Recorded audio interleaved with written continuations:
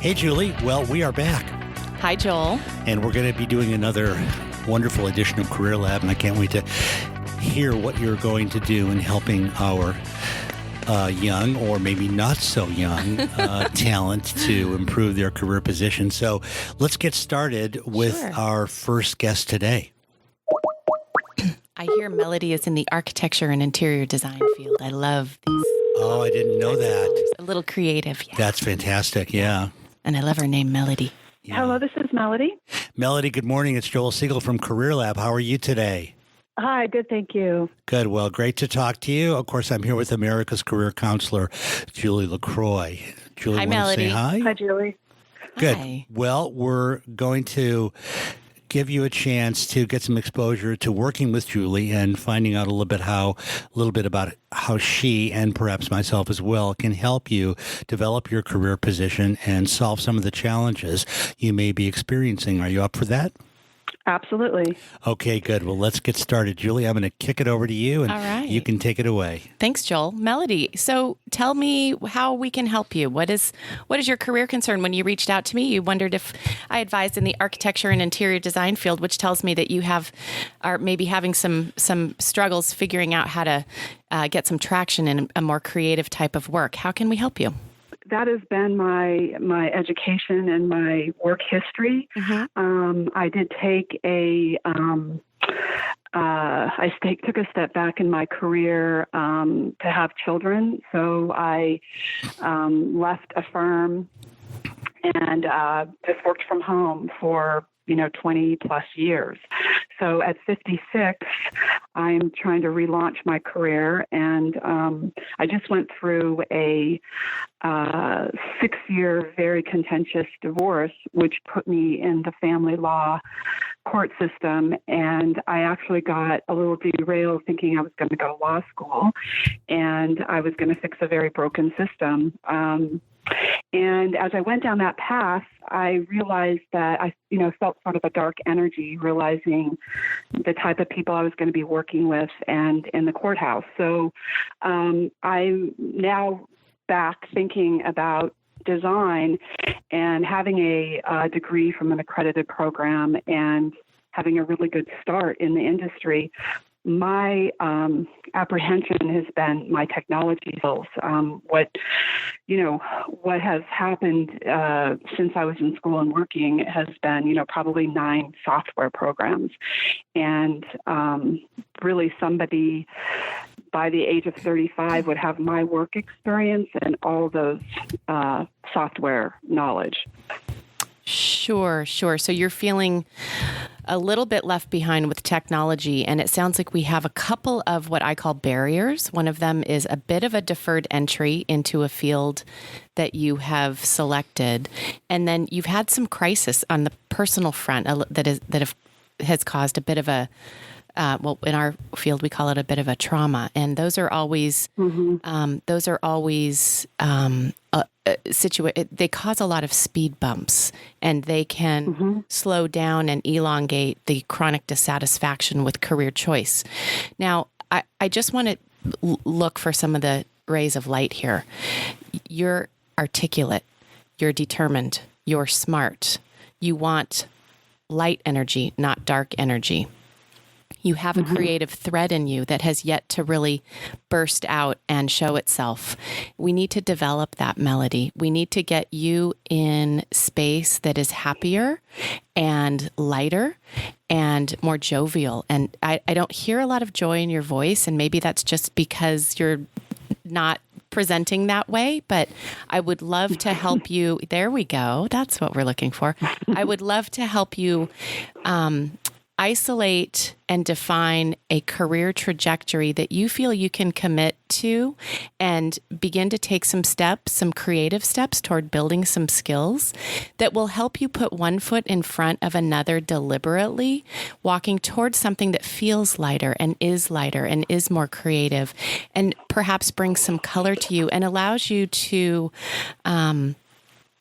go into a system of some kind, whether it's an interior spatial system, an urban planning system, a social system where there's a complex negotiation, and fix that system, but in a way that's going to help resolve the situation to a state where people can live in a beautiful environment and operate seamlessly. It sounds like even though you made it through that 6-year contentious divorce, is anybody really happy with the final product of something like that? I think at some point we need to put that behind you and pull the career threads out and pull them separately. Because if we look at the career threads that you have and put them alone in an isolated pile, they actually are quite sweet and beautiful, and we need to start to assign some lighter language to them. That's my initial take on your situation. Does that sit with you at all?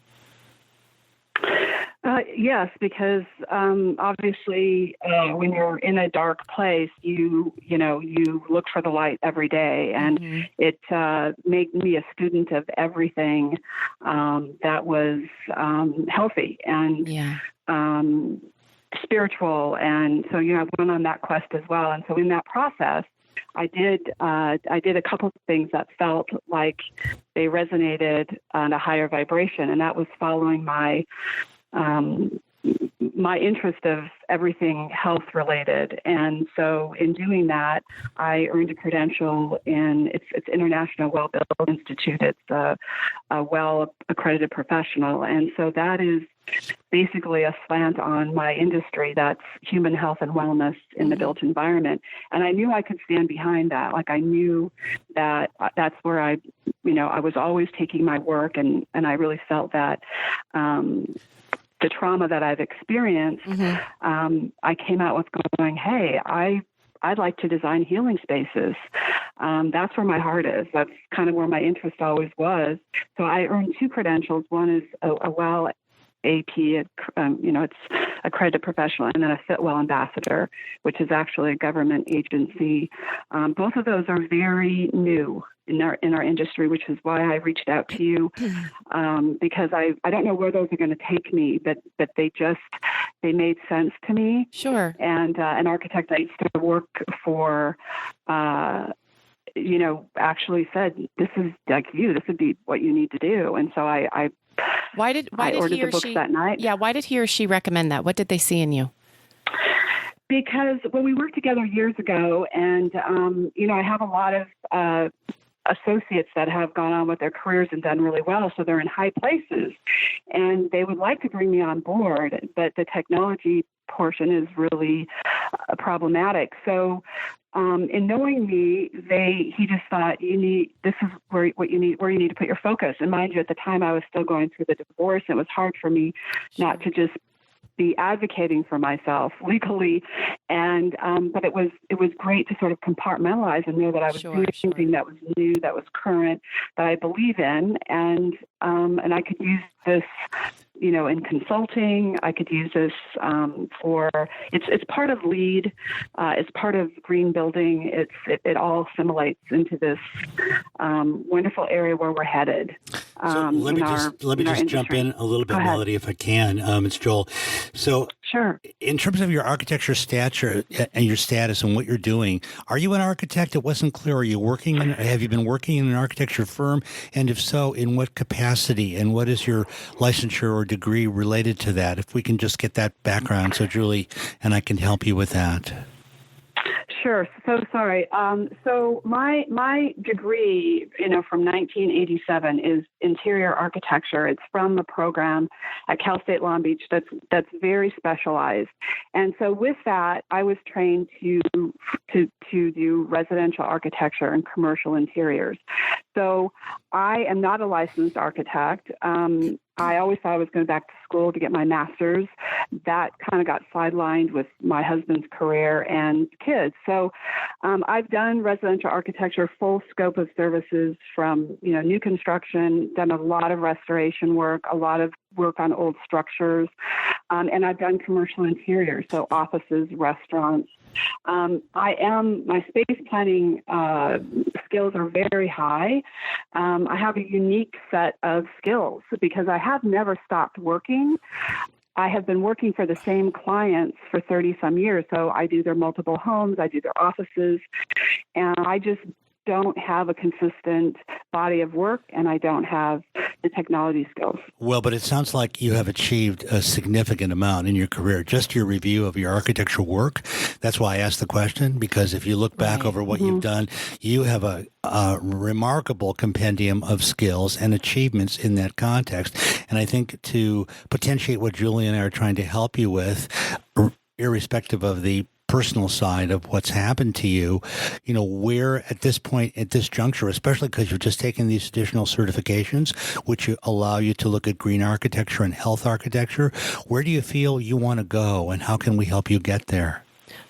Or can I jump in here a little bit and tell you at least what I'm seeing as, if you look at your situation, Melody, as a cup of water with where the vessel is half full and half air. What Joel just described, your compendium of accomplishments, is the water. That's represented by the water. The air represents your potential to activate it further. And I think that's really what you're calling in on. And I think that's really what we need to focus on, because to stay in the same space that you're in the same role that you're in, is not really giving you a different strategy. You're feeling like I've done a lot, but it's never really yielded me the satisfaction. I'm afraid to dive too much further into it because of my training in technology and ability to compete there. The area that I'm hearing is yet to be fully activated is that wellness degree.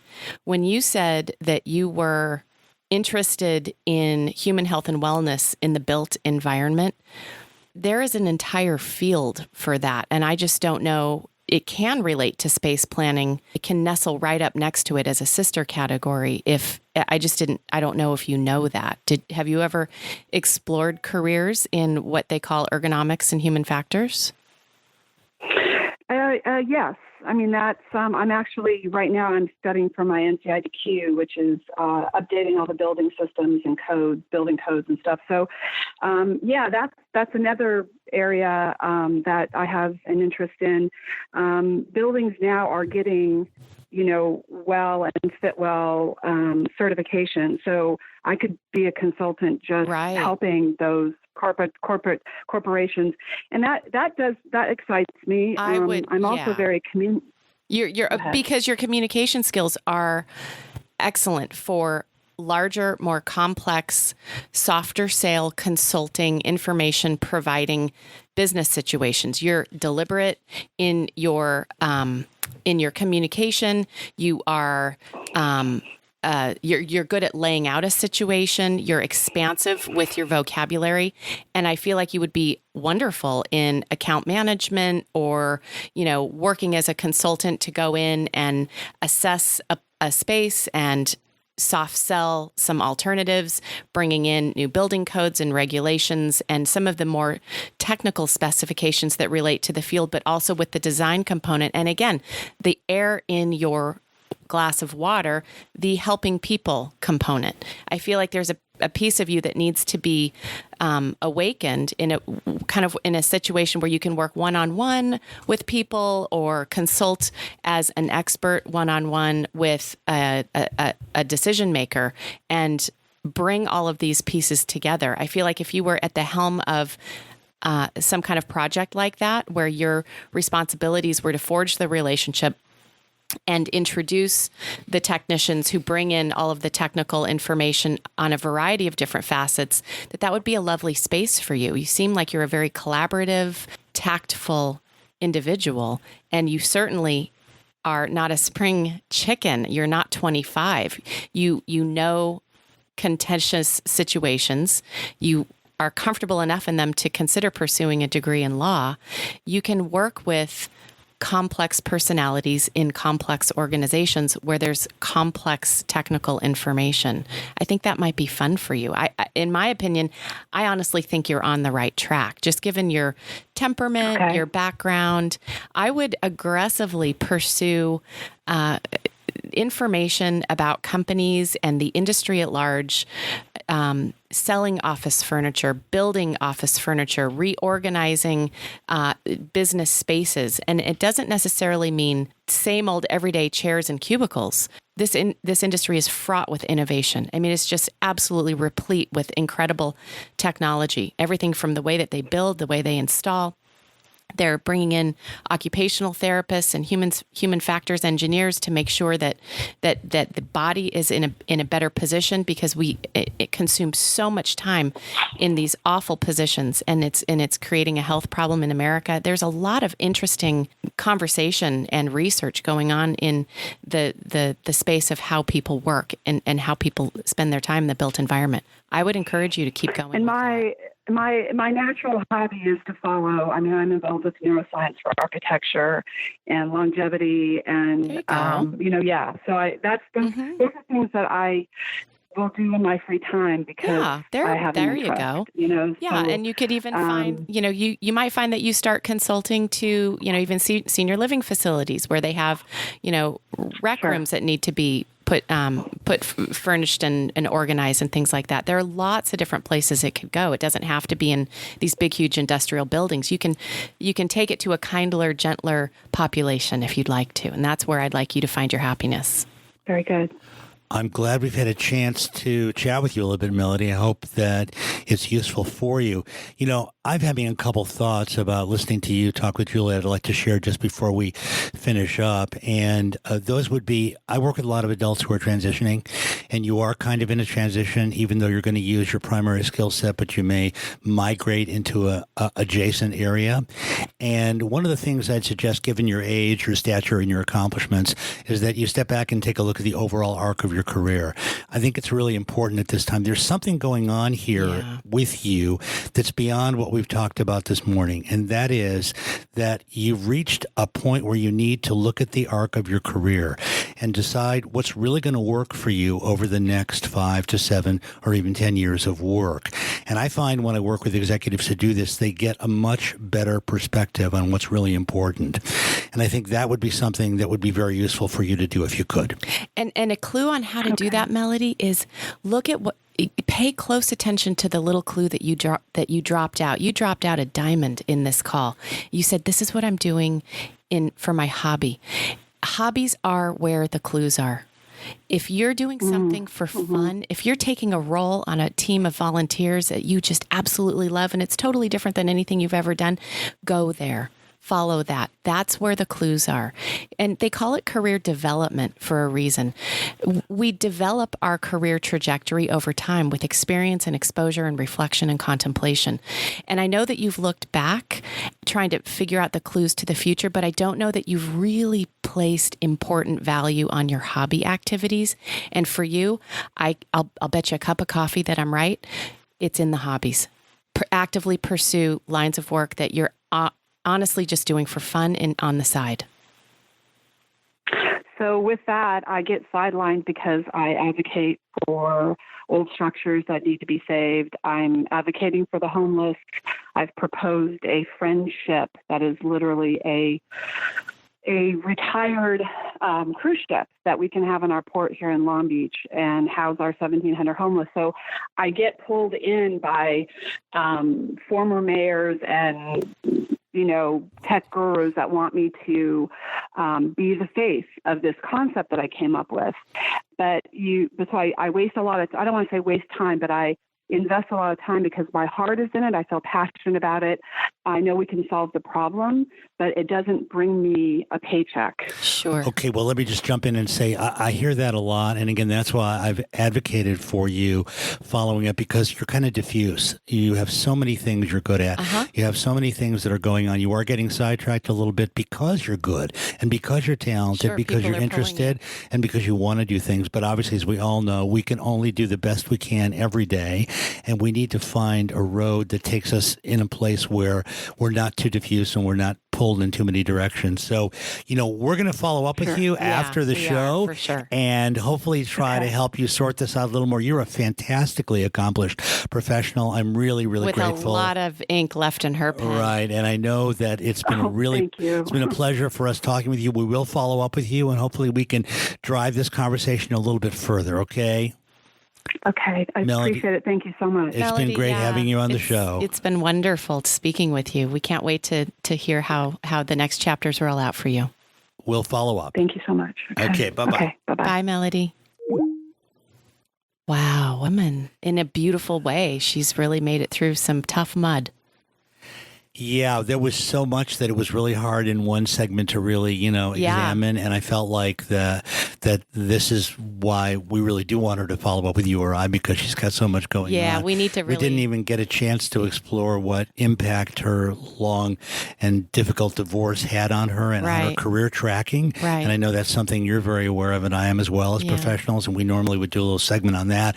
We didn't get a chance to do that. And something kind of told me that no matter what you said to her, it was all very, very excellent input, Julie, but she seemed to kind of want to just go ahead in a million different directions without, getting more in a lane. You're right. And I think that's a problem for her, because when you teed it up for her in a way that was very clear, she kind of just broke off into 5 or 6 different areas and still was kind of unwilling to kind of get in a lane. So that's a problem that, as we know, professionals have when they're good at things, when they're in demand, but also when they're too diffuse. And it usually suggests there's some other variable going on that you or I could probably sort out with her if we had a little bit of time. I would have loved to have had an hour call with her. Me too. It would have been a meaty call if we could. What happened to our hour-long podcast? I know, our listeners. But wait, our listeners are still saying, Joel, what does diffuse mean? Can you describe that just in little regular terms for us, Joel? Well, she gets involved in a number of things in her head, and they all sound good, and she starts to carry them forward.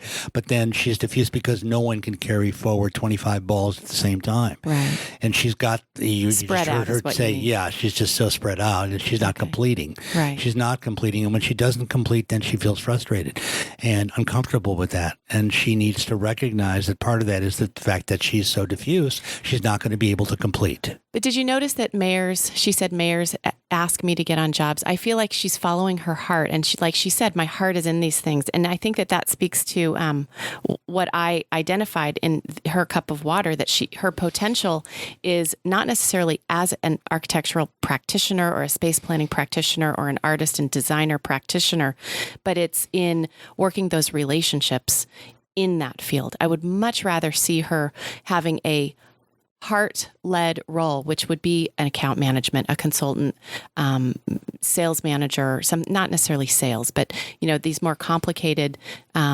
projects, a project lead, so to speak, where she's managing these relationships and collaborating with people and building that closeness. It seems like she's responding to all of these calls within the community because the people are the individual mayor, the builder, they're asking for her help. And she doesn't know how to say no to that person. She likes that person. She believes in their project. And she's saying she's not getting paid for it. So she just needs to stick in that same role and go get paid for it. She needs to find a company that will value her relationships within the city, her understanding of the new building codes that are coming out, and her loyalty and dedication to doing a good job for people she cares about. I think she's got a long way to go. And I feel like if we just kind of let her see that these are not all separate dots that make up a scattergram. These are all plot points. Step back, like you said. Look at the arc. Look at what you're doing in the context of the arc of your career. And what she's doing, everything in her hobby activities right now, if you look at it from a role standpoint only, it's helping others. It's relationship management. She's doing a little bit of work, but she's doing it for people. And I think if we can just tighten and consolidate that into a role where she's leading a relationship in a business setting and then making her prior life's work of skills be just simply a knowledge area, then she's going to be seen as an expert, which is in her stage of career where she wants to be. I mean, that you want to be an expert when you're in your 50s. Well, that's why your career direction and your career counseling is so great, because you're practical, you're focused, you're clear, you're direct, and you go right for the path. Unfortunately, with this gal, I think there's another problem that needs to be addressed with her. I very candidly think that. And so I think we probably need to get to that with her, and then she'll be able to hear what you just gave, which was a very clear, concise, well-focused direction for her to go on. She is just too diffuse, and she's not getting why she isn't able to sort of route herself into a passageway that will lead her. I mean, I heard at least 10 things that sounded great to me in terms of things she might be doing. But when a person isn't doing She those, can't decide. there's another problem. Yeah, her ambivalence, her inability to decide. Again, she's at a point, I think she hasn't faced the arc of her career and what she may need to talk about and think about what she's going to do for the rest of her working life. Joel, this is such a juicy call, and this case, if you will, is just so magnificent in its complexities. Help our listeners understand what the takeaway is. If they're listening in and struggling with coming out of a personal trauma, a contentious divorce that lasted 6 years, give our listeners something that they can take away from today. If this is spilling over into their career choice as well.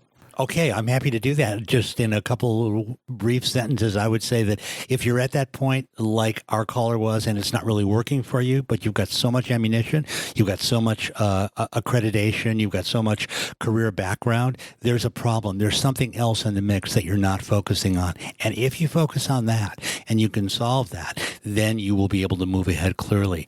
Well said. Well said. That's great advice. Can I use that with my clients? You may use it any day of the week. I mean, I think that is just that's a kiss that a lot of my clients have needed over the years, Joel. I'm gonna borrow that. That's really actually a wonderful way to. Okay. You helped me, Joel. This is training for Julie. Well, I even got a metaphorical kiss. This is a great podcast. If you'd like to be a guest on Career Lab, send me an email. Visit CareerLabNow.com. While you're there, download my proven curriculum with over 200 entry-level job titles, samples of resumes which have snagged my clients the interviews they want, and a job search strategy that will work for all junior professionals like you.